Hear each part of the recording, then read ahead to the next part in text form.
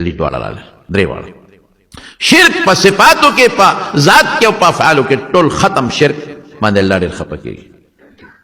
په دې دوه ټکو کې د خدای ټول صفتونه رالل په دې دوه ټکو کې د خدای ټول عظمتونه رالل په دې دوه ټکو کې د خدای ټوله لویي راله په دې دوه ټکو کې د خدای ډېره بړایي راله په دې دوه ټکو کې د الله هغه عظمت راغی چې د هېچا نشته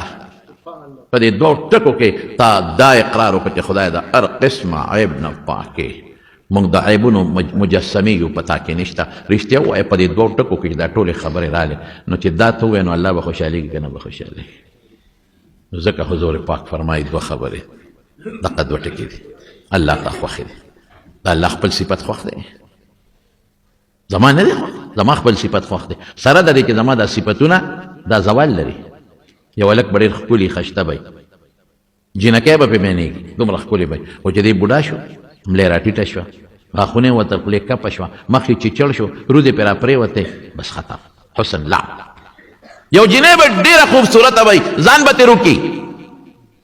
رشتې به ورته په لین ولاړې زه کوم زه کوم زه کوم خو دا جنۍ چې کله بوډۍ شوه غاښونه یې وتل مخ چیچړ شو سترګو نه اوښکې چخې بهېږي ملی راټیټه شو حسن لعب ختم یو ملا به ښکلی عالم به طالبان به ته ګیر چاپېره ته وي سبق به ته زده کوي چې بوډا شو هېر شو هر څه یو حافظ دی د قرآن شریف هر څه ورته یاد دي بوډا شو هر څه یاد یو سړی د عزت خاوند به اخره کې بې عزته به شي یو سړی بادشاه به بادشاهي به ترې لاړه شي د خدای بادشاهي د الله نه تللی شي چرېم نه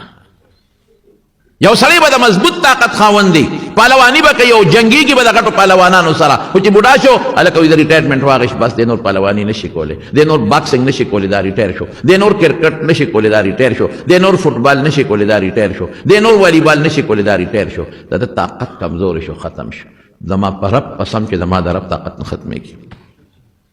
قدرت نه ختمېږي نو چې زه د الله صفت کوم او دا صفت د الله نه ختمېږي زما صفت ماله الله را کړي د خدای هغه چا نه دي ورکړي ذاتي صفتونه دي نو الله به خوشحالېږي که به نه خوشحالېږي بیا په دې صفتو د قیامت پر ورځ به تله ډکېږي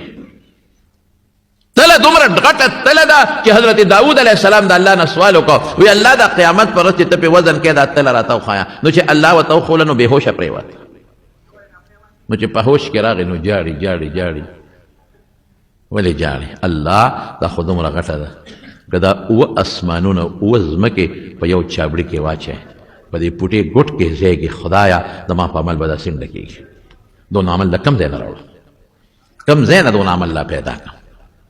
الله وفرمایل ای داوده چې زه وغواړم په یو کجورې هم ډکولی شم فکر مه کوه او رسول الله مبارک فرمایي چې سبحان الله تملأ نصف الميزان نیمه تله پې ډکېږي نیمه والحمدلله یملأه باقي نیمه په الحمدلله ډکه شوه نو په دې دوه ټکو دې پوره ترې ډکېږي دونه مهربانه ذات شته دا خو د پیغمبر مبارک زړه ته الله واچوي ما ینطق عن الهوى ان هو الا وحی یوحى نو هغې موږ ته ووایي دا الله نه راوالي موږ ته یې راورسوي رسول الله صلی الله علیه وسلم نو په دې دوه ټکو دې پوره تله ډکېږي بدقسمته اوس پې هم نه وی های های الله پې خوشحاله شو تله پې ډکه شو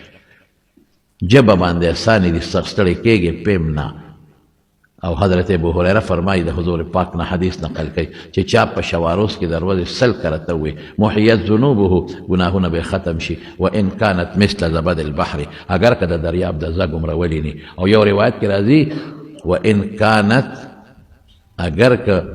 د دریاب د زګ نه زیات ولیني